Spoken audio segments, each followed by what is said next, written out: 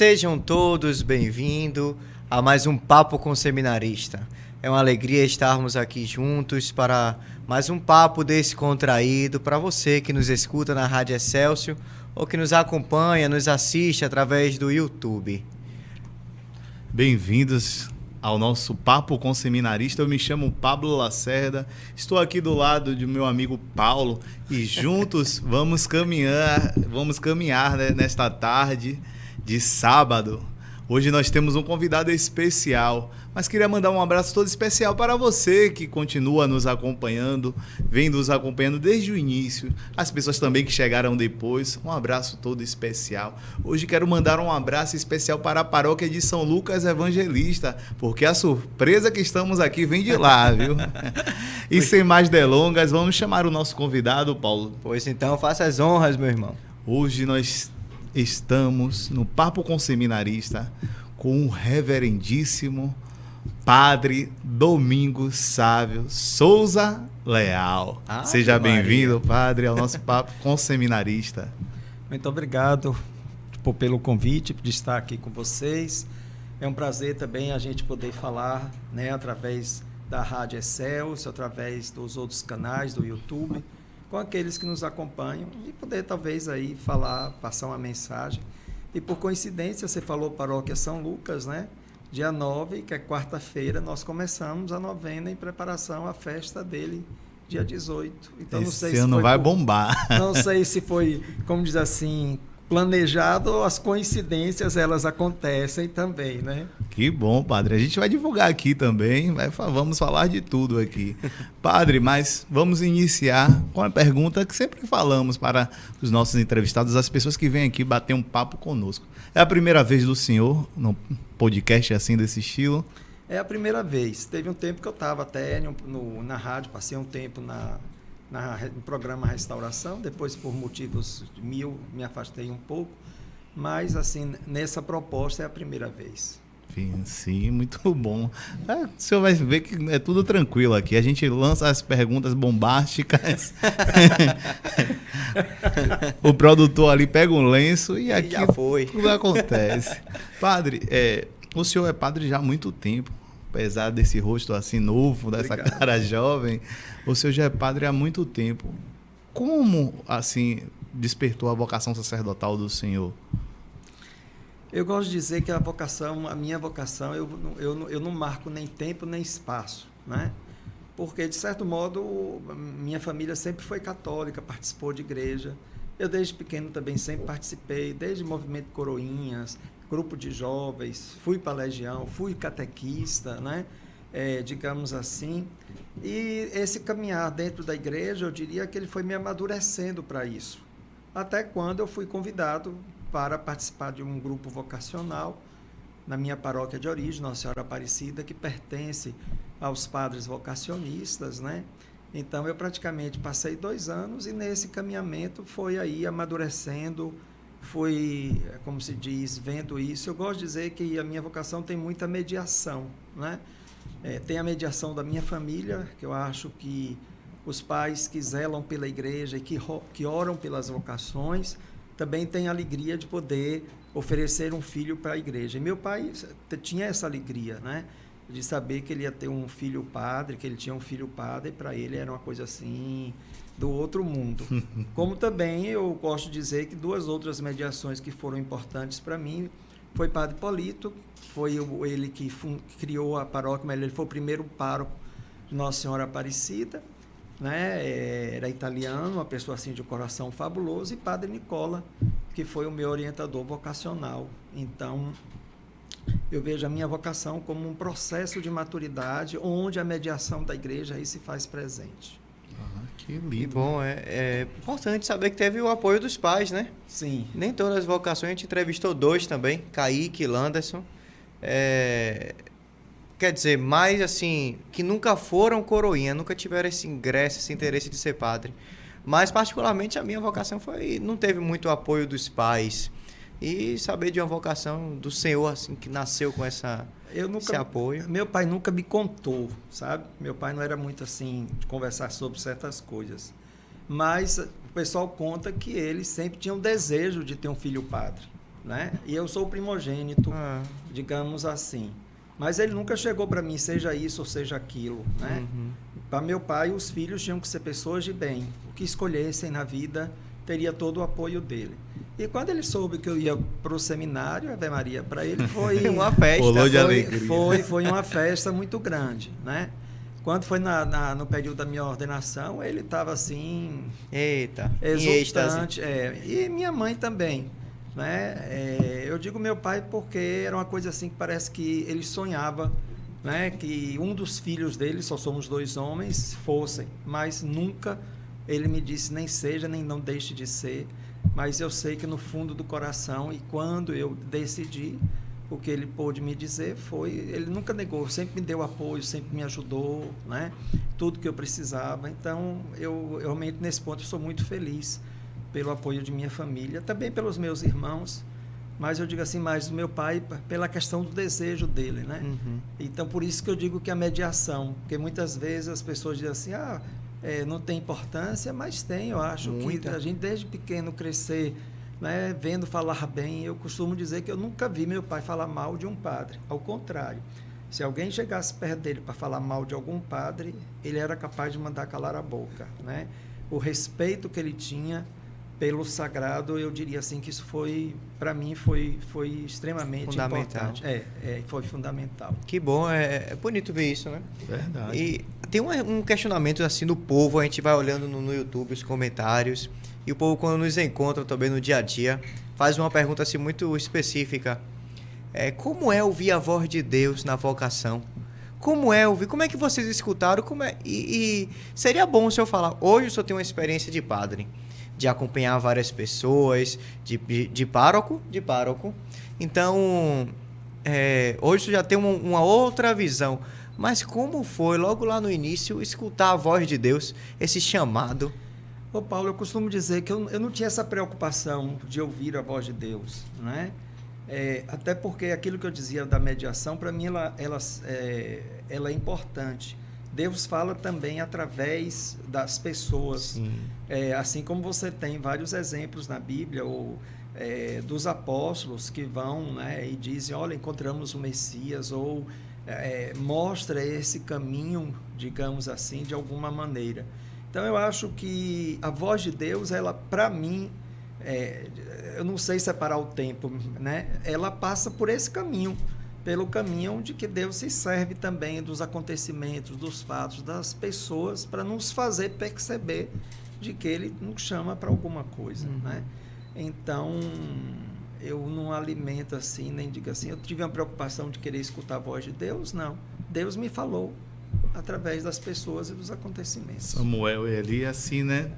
Essa experiência é interessante isso, padre, porque estamos hoje no tempo onde as pessoas esperam grandes acontecimentos. Dom Sérgio falava algo muito interessante. As pessoas hoje esperam esses grandes fenômenos para dizer, fui chamado, Deus me inspirou isso, mas Deus está falando ali todos os dias, Sim. colocando pessoas ali na vida daquele cidadão, daquele indivíduo ali, para que ele possa conduzir pelos caminhos onde ele deseja. Eu acho que essa questão da gente poder discernir o chamado de Deus, ele passa a ser fundamental. Se a gente pega, por exemplo, Santo Agostinho, né? Você vê a importância que teve Santo Ambrósio para Santo Agostinho se converter ao cristianismo. Se você pega a história de São Francisco, naquele episódio Reconstrói a Minha Igreja, você vê o quanto a presença do Papa Inocêncio foi importante para ele entender que a reconstrução não era de uma igreja enquanto templo, uma capelinha que estava lá abandonada, mas era a igreja, como se diz, povo de Deus, né, que naquele tempo precisava. Então, houve uma mediação, houve um chamado, mas houve uma mediação. Eu acho que na vida a gente sempre vai precisar, né? E o feliz disso é que a igreja hoje ela percebe isso. Digamos assim, quando a gente pensa em uma pastoral vocacional dentro da igreja, o que a pastoral vocacional é? Ela é uma mediadora para ajudar os jovens a discernir esse chamado de alguma maneira. Eu defendo muito esse princípio, né, de que a mediação ela precisa acontecer e os vocacionados eles precisam buscar quem os ajude nesse processo também. O senhor é muito experiente nessa área vocacional, já acompanhou muitos seminaristas, muitos jovens. Queria que o senhor também contasse um pouco assim da importância desse acompanhamento vocacional na vida dos candidatos, principalmente no mundo de hoje. Eu acredito que o vocacionado de hoje tem os dramas do tempo de hoje, diferentemente talvez do tempo do senhor, que também tinha os dramas daquela época, mas hoje acesso à internet, tecnologia, essa questão do mundo muito líquido, né? Assim, fluido. de ter algo assim consistente é muito difícil hoje em dia, de levar algo até o fim. Para o senhor, como foi essa experiência assim, essa... Eu, logo que me ordenei, me foi dada a incumbência, na época eu era vocacionista. Vocacionista, né? Ainda. Foi me dada a incumbência da pastoral vocacional. Então, para mim foi um grande desafio. Ao mesmo tempo que eu tive isso, eu comecei, logo depois eu estava em Salvador, eu comecei a me integrar também na pastoral vocacional do regional. Tanto que eu fiquei como representante do Nordeste 3, naquela época se chamava GAV, Grupo de Assessoria Vocacional da CNBB, né? De vez em quando a gente ia. E fora isso, a gente teve, dentro da forania que eu fazia parte, um trabalho com os jovens, de acompanhar, de escutar, de ajudar, né? Digamos assim. Então, eram encontros que a gente queria ajudar a pessoa a amadurecer esse chamado. Depois também eu ajudei por um bom tempo na Diocese de Amargosa. Aí eu já estava como padre diocesano e quem era responsável, o padre José Silva, lá da Diocese, me convidou para ajudar com os vocacionados em 4 encontros anuais. A gente fazia encontros de finais de semana, que o intuito não era eu decidir. Eu nunca decidi quem entrava ou quem não entrava, mas eu ajudava, digamos assim, aos jovens e ajudava a ele como se diz assim, a perceber uma determinada realidade, né? Como você diz, hoje a gente tem uma outra realidade, digamos assim, mas eu acho que certos problemas, ele é do ser humano, né? Por exemplo, essas questões familiares, a questão de participação na vida da igreja, né? A questão da dúvida, se é verdadeiramente esse caminho ou se tem outra possibilidade. Tanto que eu encontrei muitos jovens que eles ficavam assim bem divididos entre, por exemplo, a vocação sacerdotal e a vocação matrimonial, né? Eu sempre dizia assim, pare e veja o que conta mais, o que você percebe onde tem mais valores, para que você de fato possa fazer um bom discernimento e uma boa escolha, né? Eu gosto de dizer que a experiência assim de acompanhar, ela para mim foi rica, até porque eu gosto de dizer que quando a gente ajuda o outro, a gente está se ajudando a rever os nossos critérios, a rever as nossas escolhas, né? E a gente, a cada dia, tem que saber dar a motivação da nossa vocação. Então, para mim, foi uma experiência que eu gosto de dizer que foi muito boa, enriquecedora, e eu gostava, né? Me fazia... Como é que eu vou dizer? Não é que eu não sou, mas o trabalho vocacional, ele trazia para mim uma ação muito gratificante, né? De saber que, como é que eu diria, que eu estava servindo de uma maneira mais próxima à igreja naquilo que lhe é fundamental, que é a pastoral vocacional. Maravilha. Padre, vou pegar uma fala do senhor assim, porque muita gente que nos acompanha nesse momento na Rádio Excelsior, tenho certeza que ouviu uma palavrinha e criou uma interrogação muito grande. Vocacionista, o que é isso? É uma congregação religiosa, né? O nome vocacionista seria como redentorista, jesuíta, como capuchinho, como franciscano. É uma congregação de origem italiana, fundada por Padre Justino Russolillo. Ele é da região de Nápoles, né? Ele viveu em Pianura. E na época dele, para ir para o seminário, havia muita dificuldade, porque a família tinha que pagar para que o filho pudesse ir. E ele era de família muito pobre, então ele botou como objetivo nele ajudar as vocações, né? Daí o nome oficial é Sociedade das Divinas Vocações. Hoje, aqui em Salvador, está na paróquia de São Caetano, né? Os padres vocacionistas sempre moraram ali, e eles hoje têm um trabalho também assim muito bonito. O Padre Valério, que é responsável direto pela pastoral vocacional da congregação hoje no Brasil. Então, em síntese, era isso. É uma congregação religiosa que vive os votos, que vive o carisma de se dedicar pelas vocações, né, para o bem da igreja, e que teve como fundador, ele já foi canonizado agora há pouco tempo, né, e o título dele é Padre Justino da Santíssima Trindade, né, porque o religioso, no vocacionista, ele adotava um mistério, um mistério como seu segundo nome, né? Ele era Justino Maria da Santíssima Trindade Russolino. E a gente também, quando religioso, a gente tinha que ter também. No caso, quando eu era religioso, meu nome era Domingos Sávio Maria da Crucifixão. Né? Então, tinha como... Ainda eles, né, adotam isso ainda.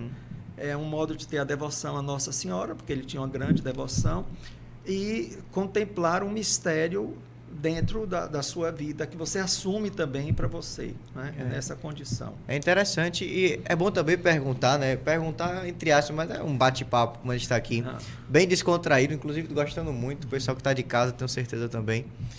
Padre, o senhor era vocacionista, depois diocesano. Como foi essa experiência de uma congregação religiosa, né, que é os vocacionistas, para depois... Primeiro essa experiência lá dentro, como vocacionista. Depois, o senhor já era padre, depois se tornou diocesano. Como se deu essa experiência? Ok. Eu gosto de dizer que a grande maioria, não sei hoje, mas eu vou generalizar, que muitas vezes os jovens, no caso, nem sempre têm muita clareza entre a vida religiosa e a vocação sacerdotal, né? Isso vai se clareando ao longo do tempo. Os dois grandes desafios da vida religiosa é a vida de comunidade, porque o religioso ele não pode viver sozinho, ele faz um compromisso da vida comunitária, e a vivência dos 3 votos, da pobreza, da obediência e da castidade, né? Eu gosto de dizer que nesse tempo, nesse caminho, digamos assim, eu fui percebendo que eu não estava conseguindo me adequar bem àquele padrão de vida, né? Então, como eu não estava conseguindo, então eu fiz uma opção, primeiro, de fazer uma experiência como diocesano. Foi quando o Dom Geraldo me acolheu aqui na arquidiocese durante 3 anos. Depois de 3 anos, a gente pode renovar por mais 3 anos, mas eu não quis. Eu, às vezes, sou do princípio que quando a gente caminha, a gente vai sempre olhar para frente, né? E aí, Dom Geraldo, de bom grado, me acolheu, me encardinou na arquidiocese. Mas a grande questão era minha, pessoal, né? De algumas dificuldades que eu tive dentro desse processo. Então, eu achei melhor, né? Digamos assim, pedir dispensa da vida religiosa e viver o meu ministério presbiteral. Foi um caminho que Deus fez com o senhor, né? Sim. E Deus faz esse caminho com qualquer um. A gente vê muito no seminário isso também. Muita gente que entra no seminário, mas que o discernimento não é a vida sacerdotal. E segue a vida. O seminário passou como se fosse não, fica sempre dentro da pessoa que sai. E esse é o caminho que Deus tem, até para amadurecer a pessoa, para conhecer. Esse é outro aspecto que é interessante, né? Eu costumo dizer, eu saí dos vocacionistas, mas os vocacionistas não saíram de mim. Por quê? Porque quer queira, quer não, o tempo, ele deixa as marcas na gente, né? E a gente não tem como se desvincular dessas marcas, porque elas fazem parte da nossa história, né? Como também eu costumo dizer, não foi fácil para mim esse caminho de discernimento. Eu gastei. Eu, digamos assim, sofri 2 anos, né, nesse processo de poder discernir o que deveria fazer. Então, também não é um processo fácil, né? Por quê? Porque aí passam os conflitos pessoais, aí passam uma série de outras questões que a gente vai ter que administrar. E é o que eu digo para todo mundo. No meio da tempestade, nunca tome decisões, porque você não enxerga qual é a direção. Deixa acalmar a tempestade, porque aí você vai ter uma visibilidade melhor das coisas, né? Eu sempre tive como princípio isso, e continuo tendo. Até, por exemplo, quando as pessoas vêm conversar comigo sobre crise matrimonial, o meu conselho vai ser sempre esse. Não adianta você querer decidir, discernir no meio de um conflito de convivência, porque você não vai ter uma resposta satisfatória. Então precisa ver isso com calma. É interessante, padre, quando o senhor fala, porque essa experiência também de vida nos ajuda muito, né? Ajuda o senhor, acredito, no ministério, a ajudar outras pessoas, principalmente casais, como o senhor fala. É interessante. Agora eu queria que o senhor assim, falasse um pouco desse período de vocacionista. O senhor estudou aqui, estudou lá fora, e assim um fato engraçado que a gente sempre pergunta, um fato engraçado que aconteceu com o senhor nesse período de seminário. Sempre tem histórias. Sempre tem histórias para contar. Que coisa engraçada. Olha, Ou algum perrengue que o senhor já passou. Gente, o padre está aqui perrengue vermelho. a gente sempre passa, né? Como é que eu vou dizer? Mas eu não estudei aqui, eu estudei no Rio de Janeiro com os monges beneditinos. E talvez assim, uma grande dificuldade era enfrentar os monges beneditinos no curso de filosofia. Imagine quem vinha do interior da Bahia com um 2º grau de escola média pública, né? Você se deparar com uma turma intelectualizada assim para anos à frente. Anos à frente, não são anos à frente, porque eles exigiam que os alunos tivessem quase que um padrão de formação que eles tinham, né? Por exemplo, você ia estudar filosofia, muitas vezes o professor estava lá com textos de espanhol e francês, que caminho que eu vou seguir? Malmente o português. Malmente o português. Fora isso, você ainda tinha que estudar, nesse período, grego e latim, né? Eu costumo dizer que quando eu terminei o 1º ano de filosofia, eu brinco que se me desse uma caixinha de fósforo e mandasse eu entrar na biblioteca, eu acho que eu era capaz de botar fogo. Eu já não estava aguentando mais, né? Porque quer queira, quer não, a minha natureza, a minha personalidade, eu não me permitia não querer acompanhar o ritmo, né? Isso trouxe estafa para mim. Mas, graças a Deus, eu dei conta. Então, o primeiro desafio foi estar lá, digamos assim.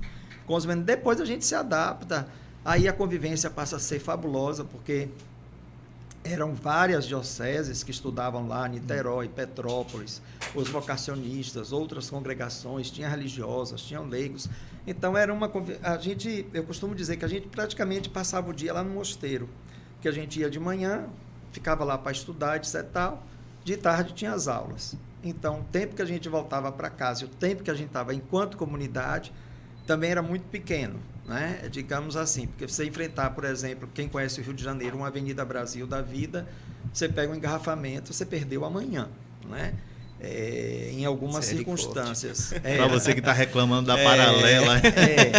Você imagina o calor do Rio de Janeiro, quando chegava fevereiro, dezembro, hoje a gente diz, sem um centavo no bolso vai comprar nada. Às vezes sem nenhum centavo no bolso, né?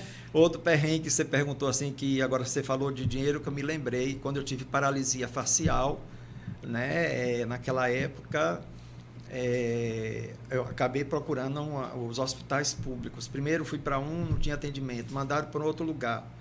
Aí lá vou eu, né? Sem comer, sem nada, sozinho. Chegou lá, esperei. Quando chegou de noite, não tinha ninguém. Lá vai eu voltando. Aí, para completar, peguei o ônibus errado. Vixe. Eita. E não tinha mais dinheiro no bolso. A passagem contada. Aí, o que aconteceu? Eu tive que descer em uma região chamada Penha, que é muito perigosa. Tinha que atravessar a famosa Cidade Alta, para chegar em casa. Então, vocês imaginam aí a caminhada que eu dei, com dor no rosto, com o olho seco, porque... Sem celular na época. Não, isso não existia. Na década de 80, nem pensar nessas histórias. Então, tem essas coisas assim, né? Agora, teve coisas boas. Eu passei... Minha experiência pastoral foi dentro da paróquia Nossa Senhora da Cabeça, na Penha Circular. Foi assim um tempo para mim muito bom. O padre que tinha lá me dava liberdade de ação, né? Então eu movimentava com jovens. Semana Santa a gente fazia 1001 coisas, né?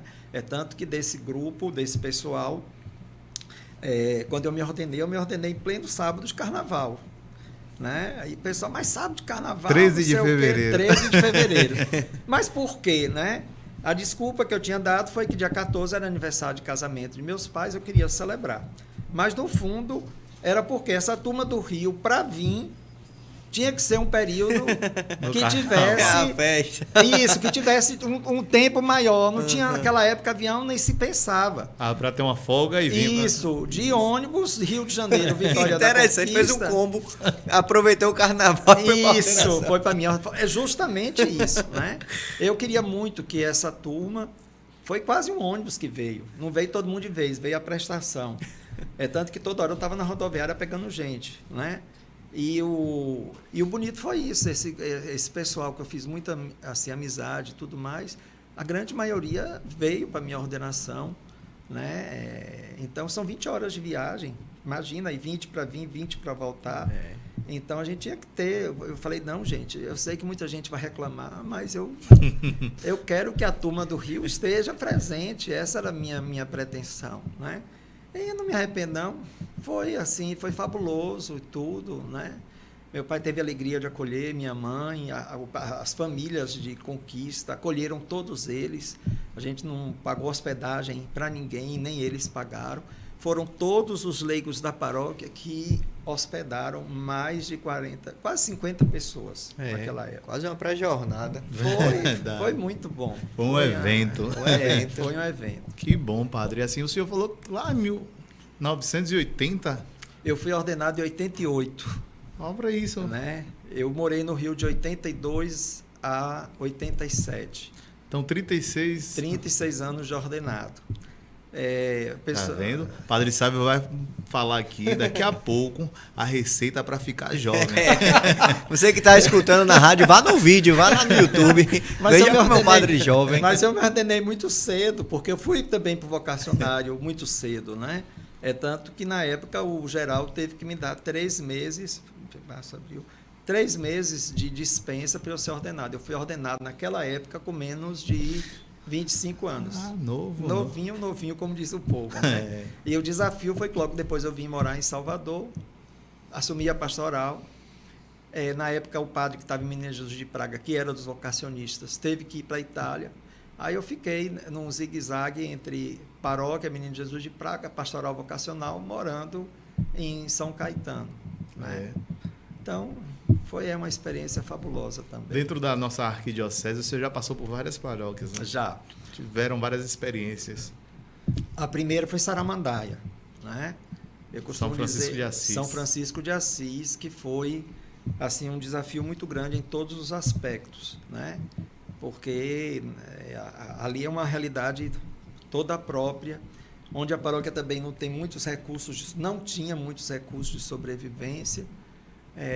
Então, de certo modo, nesse aspecto também, para mim foi muito grande, que eu tive que aprender a me virar e sobreviver com o que dava e com o que tinha, né?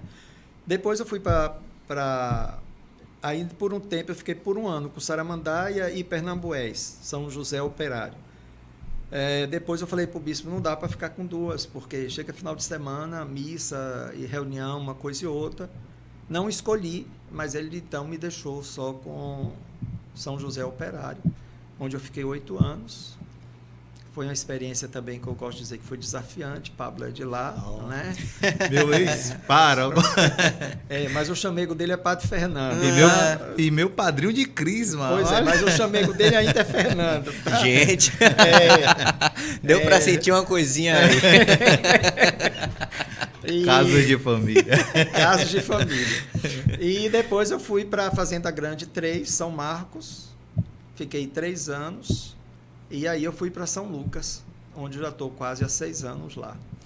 Padre, eu me lembro, Paulo, desse período que o senhor ficou entre Saramandaia e Pernambués, uma coisa que caracterizava muito, que o senhor recolhia as notas para o projeto, né? Tinha aquele tempo, recolhia muitas notas. Ah, sim. Hoje em dia não tem mais isso, né? Que hoje em dia é através Tô por fora, me atualiza aqui, eu e alguns de casa. Porque naquela época a Saramandaia tinha, ainda acho que tem um projeto. O projeto, mas era muito vinculado ao projeto na época chamada Ágata, depois mudou de nome, agora não me lembro mais. E a gente fazia, que naquela época você tinha um determinado número de notas que você juntava. Notas fiscais. Notas fiscais. Uhum. Então tinha que ter um determinado quantidade que você trocava,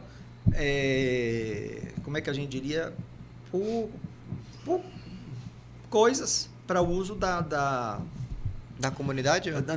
Que a gente tinha uma escola creche, né? Que Entendi. dava assistência. Aí Então, revestia em benefício. Isso, benefício. Então eu pedia, a gente recolhia sacos lá de Pernambués, levava. Ia né? para, às vezes, supermercados, aí pegava as notas, aquelas notas que as pessoas não levavam para Isso. casa. Ainda tem esse projeto? O projeto tem, da mas a nota não tem mais, porque a nota agora entendi. vinculou ao CPF, né? Não, Isso. entendi. Mas Porque você, agora você quando coloca o CPF. Se você coloca o CPF, você cadastra. Você pode cadastra. cadastrar duas instituições. Uma ação social, e aí você diz para onde você quer que os recursos sejam direcionados. Eu acho que são duas, a outra eu não estou me lembrando. Então também vale a pena, eu sou cadastrado. Né? Cultura aí pro pessoal de casa, Pois viu? é. Eu tava por fora disso, viu? Toda nota fiscal, toda compra que você faz, que você bota o seu CPF. E você está cadastrado, não só você concorre a prêmios, mas você ajuda as instituições com os benefícios do Que Estado. maravilha. E temos isso. muitas instituições dentro da Muitas. igreja, né? Tem bastante. E tem muitas que você encontra lá, né? Já tá cadastradas no programa. Uma é sobre saúde e o outro é sobre ações sociais. Então você pode cadastrar, acho que duas instituições. Pesquisa aí, viu? Olha aí. Vale a pena. Eu Papo acho com que seminarista também. Cultura, gostei. Como eu sou azarão, nunca ganhei nada. Mas você pode ajudar, né? E eu acho isso assim, que todo católico, toda pessoa, não católico, mas todo ser humano deveria lembrar disso. E toda compra que você faz, mande botar o número do seu CPF, porque você vai estar ajudando a uma instituição. Eu nunca botei, sabia, padre? Porque eu pensei, meu Deus, vão me cobrar imposto. Não tem nada a ver. Almeida. Não tem nada a ver, até porque quando você faz compra, ali já está embutido o imposto que você né? paga. Oh, meu Deus, que ignorância. Padre, uma outra pergunta que eu queria fazer nesse momento para o senhor é que durante esse tempo, essa convivência que nós tivemos, teve algo que marcou muito para mim assim. O senhor é um padre que sempre falava assim que não era olha, não é a vontade nossa que tem que prevalecer, sempre é a vontade da igreja, aquilo que a igreja quer. Eu me lembro dos CDs que o senhor ali colocava, olha, tem esses CDs aqui litúrgicos, presta atenção nisso, coloca uma melodia, vocês são tão criativos. Assim também na catequese o senhor fazia questão de sempre seguir aquilo que a igreja falava, né? Direcionava para a gente. Qual a importância de caminhar de fato com a igreja naquilo que ela quer, naquilo que ela pensa, naquilo que o Senhor, que o Espírito Santo concedeu a ela através dos bispos? Boa pergunta. Eu acho que a ideia do discípulo é essa. Se você pega a ideia, por que Jesus queria que os discípulos estivessem com ele? Né? Não era simplesmente para se tornar aprendizes do ponto de vista intelectual. É para fazer como ele. Né? E Jesus vai dizer muito isso. O exemplo que ele dá, ele mostra de que ele não veio para fazer a vontade dele, mas a vontade do Pai. Ou seja, ele veio para cumprir a missão que lhe foi determinada. Qual é o papel dos discípulos? É fazer o que Cristo fez. É a missão, digamos assim. Ora, se eu me coloco como ministro da igreja, isso significa que eu tenho que saber viver o que ela orienta, né? O que ela determina, digamos, dessa maneira. Então, não é o que eu quero, é o que a igreja estabelece. A mesa em todos os sentidos, seja a igreja enquanto a igreja, essa palavra hoje é meio mal interpretada, mas vamos lá, a igreja universal, a igreja, né, que é conduzida pelo Papa, assim como aquilo que a gente tem como igreja, seja a CNBB, ela não é uma instituição que, digamos assim, por quê? Porque cada bispo, de fato, é ele que coordena o trabalho na sua diocese, mas há uma expressão de comunhão através da CNBB. Então, eu acho que quando a gente exerce o ministério, a primeira pergunta que a gente tem que se fazer é essa. Eu estou escolhendo viver para a igreja, para ser com a igreja, ou eu estou querendo fazer uma igreja particular? Né? Eu acho que a gente tem que ter muito presente isso. Eu gosto de dizer assim, tem hora, por exemplo, vou dar um exemplo assim, às vezes eu não concordava, por exemplo, com algumas coisas de Bento. Mas eu, enquanto padre e ministro, eu estou obrigado a seguir aquilo que ele diz, né? Foi tão interessante o tema da campanha da fraternidade, por exemplo, do ano passado.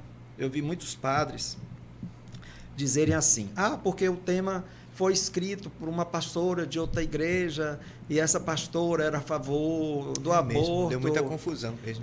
Era a favor do aborto, então eu não vou seguir a campanha da fraternidade. Eu falei, me diga uma coisa, o que ela escreveu, não as escolhas dela, mas o que ela escreveu, tem alguma coisa contrária à doutrina da igreja? Não. A igreja do Brasil não abraçou ser uma campanha ecumênica? Ora, isso significa que eu tenho que seguir as orientações da igreja e viver essa campanha da fraternidade, né? Eu posso não concordar com ela, mas eu tenho que concordar com a caminhada da igreja, né?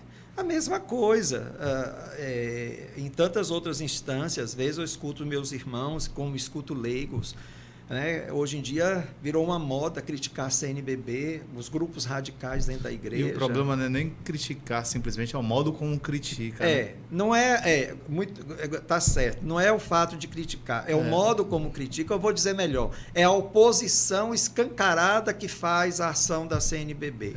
Ou as manobras taxativas de querer desqualificar o trabalho da CNBB. Eu fico me perguntando, são católicos de fato? São católicos que acreditam que a igreja é conduzida pelo Espírito Santo? Que os bispos são escolhidos pelo Espírito Santo?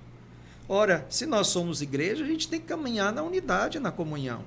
Por que eu tenho que caminhar só jogando pedra, falando mal, dizendo isso serve, aquilo não serve, isso está certo, aquilo está errado? Não me compete isso. Me compete, como ministro da igreja, viver o que a igreja manda. Ponto final. Né? Se eu não estou satisfeito, arrumo minha malinha e me mandam. Né? É lógico, mas eu digo sempre isso. Eu digo duas coisas para as pessoas, até quando eu saio da paróquia: ninguém me siga, porque eu não quero ninguém atrás de mim. Né? A gente tem que estar atrás de Jesus Cristo. Muda o padre, mas Jesus é o mesmo. E a sua comunidade é aquela. Primeiro aspecto. Segundo, não me siga, siga Jesus e siga a igreja. O resto como se diz, são acessórios que a gente tem. É triste quando a gente vê a falta de amor à nossa igreja, né? Seja a igreja enquanto a nossa paróquia, seja a igreja enquanto a nossa diocese, seja a igreja enquanto expressão no Brasil da CNBB, né? Quando a gente pensa na América Latina, os documentos produzidos, por exemplo, o último de Aparecida, o católico nem lê, mas às vezes está criticando, documento fabuloso, né? Digamos assim como a igreja como um todo. A gente tem que ter expressão de comunhão e de amor a essa igreja. Padre Alberto, ele ensina eclesiologia e ele sempre fala: quem não estuda faz uma péssima pastoral e tem uma péssima vivência pastoral. Porque assim vai vivendo de maneira muito personalista aquilo que eu acredito, aquilo que eu tenho como certo, sem ao menos entender, sem ao menos ter olhado ali, olha, fala sobre isso. Vê a fonte, como o senhor falou, né? Já vai vendo a fonte, é CNBB? Não, rejeito. Ou esses bispos, ou então assim, é algo relacionado à América Latina? Não serve. Isso é muito ruim. A gente esquece de que a leitura, acima de tudo, tem que ter como fundamento o Evangelho. Aquilo que a igreja está pedindo, está ensinando, é a favor, caminha na mesma direção do que Jesus nos ensinou. Só para dar um outro exemplo, já que você tocou nesse assunto, por exemplo, na conferência de Aparecida, um grupo queria tirar a opção preferencial pelos pobres, né? E isso eu tirei chapéu para Bento XVI, porque foi ele que foi dizer que nós não temos como tirar a opção preferencial pelos pobres, porque ela não é apenas uma opção da igreja, é uma opção de Cristo. É uma opção cristológica, né? Bem-aventurados os pobres, porque deles é o reino dos céus, né? Então, aí as pessoas começam a querer enviesar as leituras, mas a gente tem que manter essa fidelidade. E graças a Deus o documento de Aparecida permaneceu com opção preferencial pelos pobres. Que bom. Olha, estamos aqui com o padre Domingos Sávio Souza Leal. Olha que nome. Lá da paróquia São Lucas Evangelista, lá no bairro de Marechal Rondon. É uma alegria, né, Paulo? É muito Aqui, grande e aprendendo. Às vezes a gente chama um convidado pensando que vai ser para ajudar o pessoal que está em casa, mas é para ajudar a gente. A gente parece que... Sabe quando tem aquelas coisas de internet? Agora mesmo teve uma livraria que botou: a gente faz aniversário, mas quem ganha presente é o consumidor. A gente chama um convidado, o pessoal de casa, mas quem ganha o presente é a gente. É verdade. Então, padre, muito obrigado desde já. Agradeço muito bom. Essas experiências. E eu queria que o senhor agora falasse um pouco dessa experiência atual na paróquia de São Lucas. O senhor tem quanto tempo lá já nessa paróquia? Eu já estou lá há quase 6 anos, né? Como é que eu vou dizer? Às vezes é uma realidade até desafiadora. Eu costumo dizer que eu já sou um padre fora do tempo, né? Porque hoje essa questão do trabalho pastoral, da evangelização, que o Papa Francisco bate tanto, né? Que a CNBB fala de uma igreja em saída, de ir para as casas, de evangelizar comunidades, é uma realidade, que eu diria, um tanto desafiadora. Por quê? Porque hoje as pessoas não estão mais, como é que eu diria, preocupados nesse ir ao encontro. A gente ficou sempre numa mentalidade de que a igreja, enquanto lugar, era um referencial para onde todo mundo tinha que vir. Hoje, o que o Papa coloca, e eu vejo muito isso, né? A gente tem que ter essa capacidade de bater nas portas. Eu fico impressionado lá dentro de Marechal Rondon, quando chega domingo, de vez em quando eu gosto de sair domingo de tarde, que eu vejo os nossos irmãos de outra igreja, tudo, né, nas ruas, distribuindo panfletinho, batendo de porta em porta. Eu fico perguntando: cadê os católicos, gente? Por onde anda? Todo com medo, né, de falar. Não é só medo, não, é um certo comodismo. Então, por um lado, eu acho que a igreja ela precisa acordar também para essa realidade, né?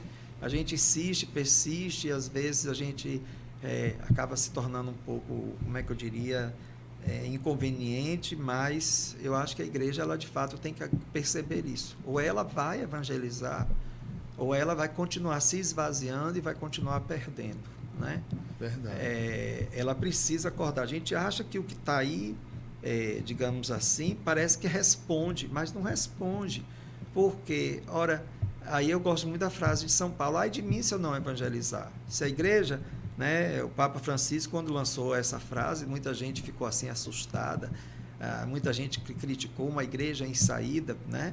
E se a gente olha a figura de Paulo, se a gente olha o mandato de Jesus, ide pelo mundo inteiro, né? Então eu acho que essa realidade ela precisa de fato ser acordada de fato na vida da igreja. E eu vejo isso dentro como desafio na nossa realidade, né? Mas fora isso, é uma paróquia tranquila, digamos assim, né? É uma paróquia que não é tão grande de um determinado... Ela é uma extensão territorial. Então, de fato, a gente precisaria multiplicar os evangelizadores para atingir um pouco mais. Quantas comunidades, padre? Além da matriz, hoje a gente tem, com a pandemia a gente teve que, né, remanejar algumas coisas. Hoje a gente, além da paróquia, tem mais três capelas ou 3 pontos de referência, né, como celebração. Mas precisaríamos de mais. Uhum. Mas para isso precisa talvez ter gente também. Sempre a gente escuta no seminário que tem uma missa e a gente vê a igreja cheia como se a gente estivesse abrangendo todo o território. Não. Quando na verdade não é. Então, a quantidade de evangelizadores, posso dizer até de ministros, de padres, ainda é muito pouco para o território de Salvador ao todo, né, em geral. E quando a gente vai dividindo isso, vai vendo essa necessidade. A gente não pode esperar só dos ministros ordenados, né? Se os leigos, de fato, não assumirem esse papel de ir, né, ao encontro das pessoas... Pernambués, a gente conseguia fazer um trabalho maior nessa perspectiva. Às vezes as pessoas diziam: padre, a gente sempre vai, ninguém nunca vem. Eu digo: mas o seu papel não é querer que ninguém venha. O seu papel é ir. E ponto final. O resto quem faz é Deus, não é você. A eficácia não é sua. Você tem que se colocar como instrumento. Deixa que com o tempo, Cristo, o próprio Cristo, né? Ele vai fazer acontecer, né? Então, a gente precisa, de fato, eu acho que a gente precisa, de fato, acordar um pouco mais para essa realidade, né? Eu me lembro que na década, né, é por isso que eu digo que eu sou um padre fora do tempo, mas eu me lembro que na década de 80, por exemplo, até um pouco antes, as comunidades eram coisas assim fabulosas. As pessoas se reuniam, rezavam, cantavam, se ajudavam, né, trabalhavam juntos, reivindicavam coisas ali para a realidade daquele povo e tudo mais. Era um troço tão bonito. Depois caiu em uma crítica e uma certa desvalorização, porque acham que tomou um determinado viés. Mas a gente se esquece que as comunidades cristãs, elas surgiram aonde? Né? Nas casas. Onde se reuniam? Nas casas. Até a igreja se tornar oficial com o Império Romano, por mais de 300 anos, os encontros eram nas casas, eram nas catacumbas. E o que a igreja prega é que se volte a isso, né? Que precisa, de fato, ir para as casas. Uhum. E o senhor trouxe um tema muito interessante. Agora, não mais no viés de paróquia, mas do Senhor. Um padre fora do tempo. Padre, eu sei que em 88 a realidade era totalmente diferente da que é hoje. Como foi para o senhor, assim? Porque foi passando, né? 88, a década de 90, depois novo milênio. 2000 em diante, 2010, veio agora a pandemia, já tem que se refazer novamente depois dessa pandemia. Como é isso? Como é que eu vou te dizer? Quando eu digo assim que eu sou fora do tempo, que eu acho que hoje prevalece dentro da igreja, aí também tem uma outra questão, o que a igreja ela vê como necessidade, mas o que na prática acontece, né? Hoje o que a gente vê acontecer muito é o que nós chamamos dos movimentos neopentecostais. Sim. Dentro da igreja. E aquilo que a igreja está propondo, de fato, a partir, por exemplo, das diretrizes da CNBB, a gente vê que isso fica difícil de ser impregnado, deixa eu usar essa palavra, dentro da nossa realidade, né? Então, quando eu digo assim que eu sou um padre fora do tempo, porque eu pessoalmente, tenho dificuldade de entrar dentro dessa, digamos assim, desse movimento neopentecostal, né? Que eu, pessoalmente, não vejo como solução. Então, como eu tenho essa dificuldade, então por isso que eu acho que eu sou um padre fora do meu tempo, né? Porque eu ainda quero acreditar em uma igreja que possa sair para evangelizar. Entendi. Né? De uma igreja de comunidades, de uma igreja onde o povo de fato se reúne, cria vínculos. Eu ainda acredito muito nisso. Igreja dos primeiros séculos. Isso. É bonito porque a igreja tem as diretrizes, né? Tem a 2019, veio de 2019 até 2023, e falava muito sobre essas comunidades eclesiais missionárias. Sim. Essa Casa do Pão. A nossa igreja também da Arquidiocese aqui tem também uns pilares que trabalham em cima. E às vezes é pouco conhecido durante o trabalho pastoral, né? Essa questão de conhecer mesmo os documentos, o que a igreja pensa, o que a igreja propõe para nós. É interessante porque a igreja está falando. Nós que não estamos escutando. Né? A igreja está falando, eu não sei se não é que nós não estamos escutando, ou se muitas vezes é preciso que haja, até por parte de nós que estamos à frente das paróquias, uma mudança de mentalidade, né? E uma insistência, eu diria. O Papa Francisco, às vezes a gente pode dizer assim, poxa, parece que ele está malhando em ferro frio, né? Mas ele não desiste. Ele insiste e persiste nessa coisa de uma igreja que vá ao encontro, né? Tanto que depois ele usa uma palavra que é muito bonita, as periferias existenciais. Sim, lindo, de ir ao encontro, não das periferias das cidades, que elas hoje não é tudo, essa realidade, mas existem as periferias existenciais, ou seja, pessoas que são colocadas à margem da vida, e o papel da igreja é justamente de acolher, né? Eu gosto sempre de perguntar nas missas, de vez em quando, dependendo do tema, eu digo, se Jesus viesse hoje, onde ele estaria e com quem ele estaria, que eu não gostaria de estar? É essa realidade que muitas vezes a gente também está esquecendo, né? Porque Jesus teve essa atitude de ir até as pessoas. E o Papa, quando coloca isso, de fato se faz necessário. Padre, o senhor está falando aí, me vem várias coisas aqui na cabeça. Uma das coisas também, um dos problemas pastorais que eu não sei se o senhor concorda, mas assim eu percebo muito hoje, e o padre, até padre Manuel, ele fala muito, é a questão das pastorais de gaveta, né? Por exemplo, alguns determinados assuntos, evangelizar. Vamos dizer assim, vai ter uma pastoral para a evangelização, então só essa pastoral pode evangelizar. Pastoral vocacional, para falar de vocações, só a pastoral vocacional. E a gente não vive essa pastoral na questão de conjunto entrelaçado na experiência da rede mesmo, né? Que todos estão entrelaçados ali, podemos falar de tudo em todas as pastorais. Como o senhor vê isso hoje? Eu, há pouco tempo, eu dizia até, assim, o pessoal se espantou comigo, né? Eu acho que se a gente fosse, de fato, estar atento às realidades, a gente, de fato, fracionou muito a igreja, né? Não é só as pastorais, são os pastorais, são movimentos, são isso, são aquilo, e cada um puxando brasa para a sua sardinha, digamos assim, e dificilmente a gente une forças em vista da evangelização, né? Em vista da missão, em vista dessa questão de criar comunidades eclesiais missionárias, né? Eu digo assim, os movimentos, eles surgiram ao longo do tempo, mas se a gente for olhar a história da igreja, quantas coisas já deixaram de existir e quantas foram criadas?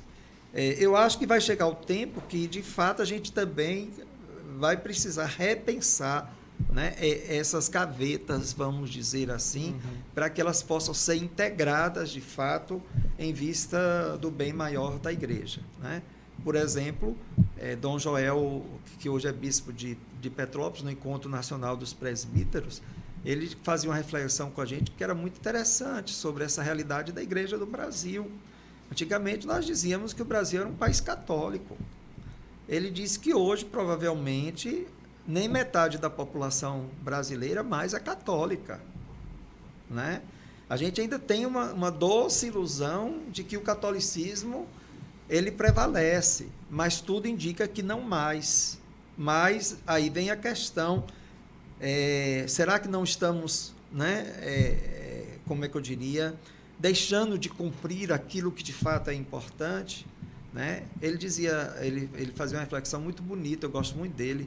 Ele é uma pessoa assim muito interessante. Ele dizia, olha, a gente ainda não tem resposta para os tempos que nós estamos vivendo. Mas hoje a igreja está apostando em 3 coisas: nas comunidades eclesiais missionárias, na missão enquanto tal e no método da iniciação cristã dentro da perspectiva do RICA, né? Então ele dizia que essa é a aposta de agora, mas que amanhã isso pode ter uma nova configuração. O fato é que a igreja ela precisa, né, retomar essas rédeas de alguma maneira. Padre, é interessante o que o senhor fala e também, infelizmente, já estamos chegando ao fim do nosso papo. Eu vou pedir que o senhor deixe um apelo, virado para essa câmera que está aqui, para essa daqui, para esse povo, porque a nossa audiência ela também é majoritariamente leiga e tem um envolvimento na igreja. E precisa até ouvir esse apelo do senhor, porque eu achei isso muito interessante e primordial para a evangelização.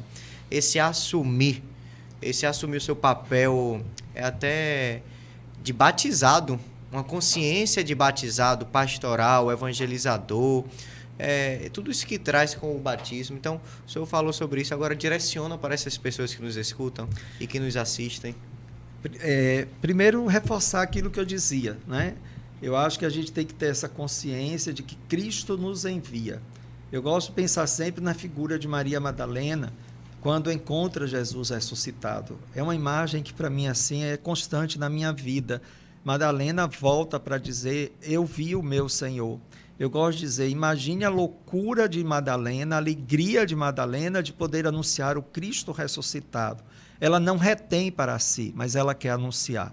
Eu acho que a gente precisa resgatar esse amor de ir ao encontro das pessoas, né? De fazer acontecer perto da nossa casa, na nossa rua, convidar pessoas, ir reunindo aos poucos, seja para uma leitura do Evangelho, seja para uma reza, seja para a reflexão de uma realidade do povo, né?